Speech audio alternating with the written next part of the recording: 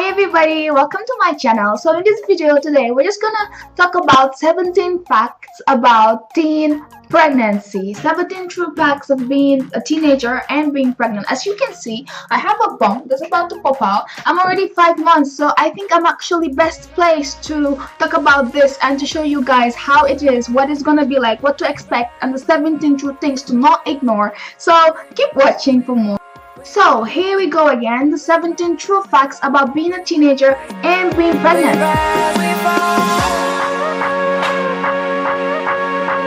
There's number one thing that you have to put into context and you have to analyze and you have to think about is education. Your education, what you're gonna do, what is gonna become of it. You have to have education pretty much for everything. You have to have education to get degree, very good salary, to be able to provide for yourself and for other people. So if that is something that you don't have, especially when you're a teenager, that's something that you can't really have the luxury to accomplish because you're already very young and you're expecting a baby, which will also come in the way of you completing your education. There's something that's gonna stop when you're pregnant.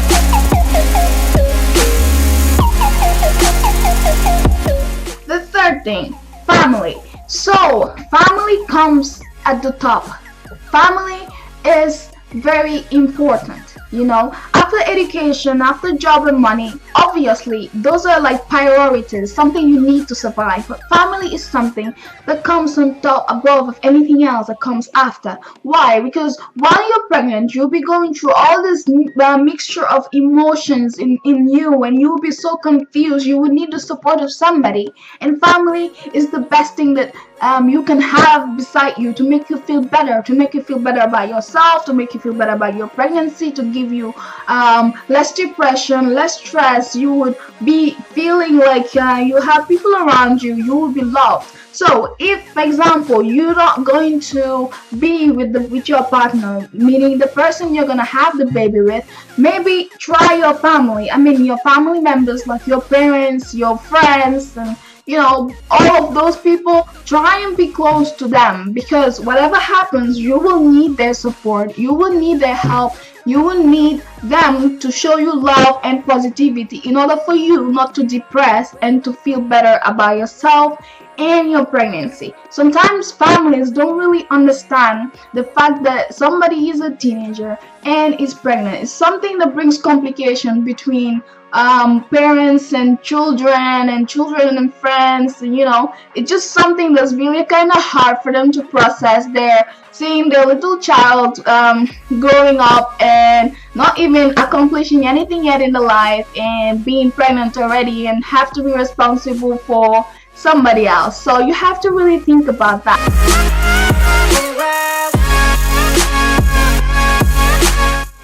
So the fourth thing that comes after family is your love life. Basically, we all know that being pregnant brings lots of emotions and brings neediness. You are in need of something. You're in need of love, of affection. You're in need of tenderness. You're in need of sex and everything mixed together. So if you don't have a partner, if you don't have a love life, I mean, that's gonna be kind of complicated. It's also gonna be kind of difficult for you, because having a partner, somebody that can cuddle you, somebody that can say I love you, somebody that can be around you, help you, support you, understand you, is something that we all need as women and men and everybody. But because we women are the ones that actually have kids, we need that. We need somebody to be around to show us love. So if we're a teenager, that is not something that we can really afford. Unless you are with somebody that's a bit older, you can't really expect to be 24/7 with the person you're with, because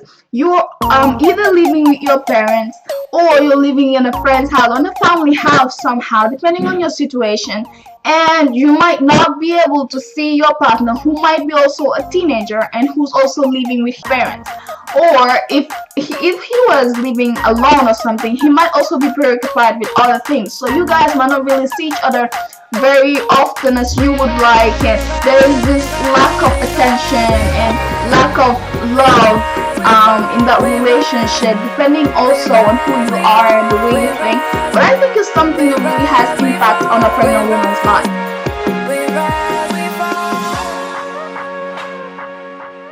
The fifth thing is your social life. Being pregnant makes you feel lazy, depending on the woman. But I think personally that my pregnancy made me feel very lazy. Although I was lazy before, but right now I just feel less active. I don't want to go out. I don't want to really talk to other people, especially when money and job is the problem for you. You won't have really that luxury to go out and talk to people the way you want, and your social life will also be reduced if you're a person that likes partying. Obviously most teenagers like partying and they like, traveling, doing things that other teenagers do, but once you're pregnant, that's kind of a restricted area. You don't really talk about it because you don't want to think about it because it's kind of hard.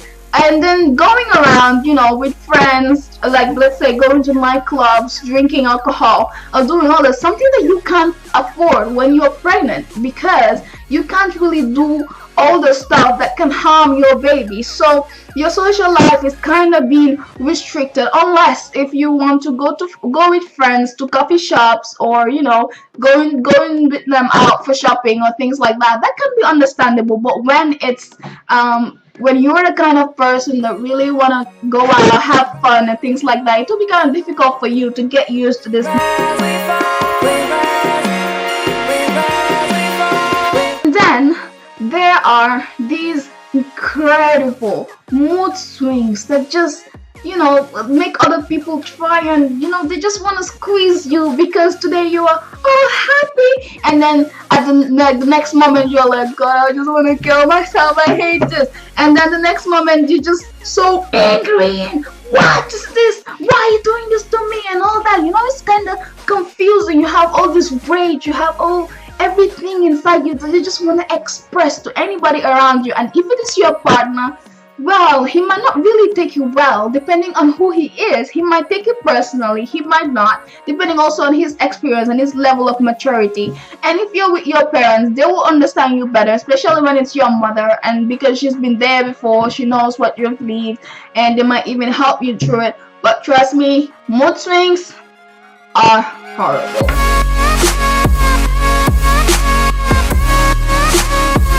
So this brings me to the first trimester. So what do we really feel during the first trimester? But this depends on women. Some women actually don't have any complications in the first trimester. Others, they like me. If you're like me, trust me, your first trimester will be a very horrible souvenir.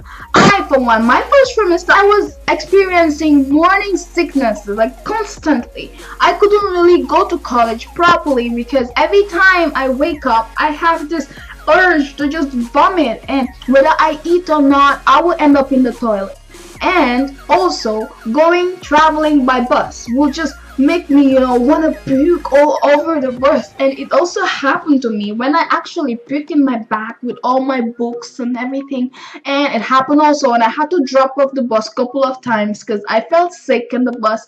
And it happened when I also vomited in the bus in front of everybody. I even wet somebody's sack. So it's something that's actually not very nice, disgusting, and nobody wants to leave that. Then here comes the almighty lack of appetite. My first trimester was just full of it. I couldn't really eat. I couldn't really, consume anything because I just didn't have that appetite, that, thing that used to make me want to eat. I'm normally a person that really wants to eat. I like eating good food, and during my first trimester, I couldn't really eat anything. I couldn't eat meat. I couldn't eat chicken. I couldn't eat let's say eggs. Nothing. I just didn't want to eat anything, and then I lost weight and everything. And that's something actually that's also the bad side of pregnancy, for my pregnancy, because I experienced that and it was not really nice.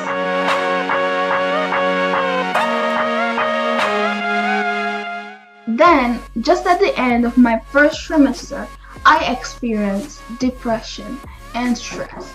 Basically, it was me being stressed about every single thing that's going on, about, like I said, the facts about pregnancy, about money, job, every single thing. I was just worried about it. I didn't know what to do next. I didn't know what the next stage would be. I realized that I was pregnant, and I didn't actually know how I would be as a mother. So I was just pretty down, pretty stressed. I was pretty depressed. I didn't know what was going on, and I'm lucky I had the people around me that supported me and helped me through it.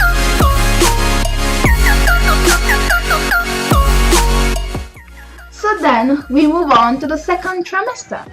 And this is actually where I am right now. So I feel pretty good right now. The second trimester for me, the number one fact is I accepted my pregnancy. I accepted the fact that I am pregnant and that is gonna happen, that the baby is gonna come. I accepted the fact that this is real. So that is something that can help you a lot. Once you realize that actually there's nothing else you could do to get out of this situation, and that you have to accept it and love it and care about yourself, knowing that there's nothing in this world that can make this baby go back to where she or he comes from. So accepting is actually a very true fact about pregnancy.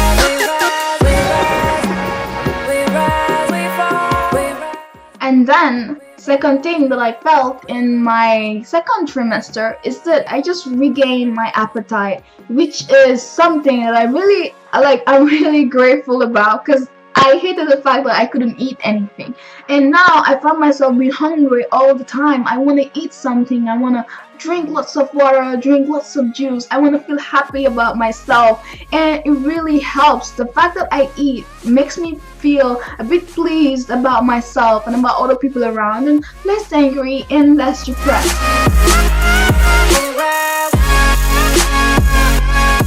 You also get to feel your baby move. That is like one of the best things ever. Can you imagine? You just have to sit or you stand, depending on what position the baby prefers, and then you will feel the baby, this little tiny thing just moves inside you. You just feel the tiny little movements that feel like bubble. It's just so pleasing. I just love it. This is one of the things I think is actually the best true thing about pregnancy, because you get to realize, you get to acknowledge her being in you.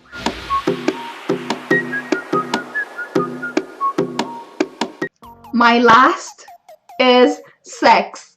Oh, you guys, come on. You thought that I was gonna make this video without talking about it? Sex is great. But what I'm saying is, obviously, when you're pregnant, you have less flexibility. You're not as flexible as before. Some women feel less sexy. Some women feel less confident about themselves. But women, please appreciate your bump. You're beautiful. You're sexy the way you are. Nothing should stop you from being as, intense the way you are than being pregnant. You're assuming who you are. You're assuming that you're a female and you're proud of it. Being pregnant for me does not make me less attractive. Although I sometimes question my partner, do you find me attractive? And he's like, of course, you're very beautiful. And I'm like, yeah, you're saying that to make me happy. But truly, it does make me feel better to hear him say that. But I, for one, know that being pregnant does not make me any less attractive. I like wearing the same things. I like wearing these tight little dresses just to make me more sexy and to be more into sex. But it's kind of difficult because I can't do the same positions that I used to be able to do before. I can't really have this flexibility to be able to move back and forth and do all the sex position like you guys know, obviously. And sex actually is a very good stimulus when you're pregnant, because as I read before, it says it helps the woman feel a bit better about herself. But when you're pregnant and you're heavy, that's something that that's a luxury you can't really afford, because sex takes time depending on the person, and sex also takes a lot of energy. So if you don't have that, what you're gonna do?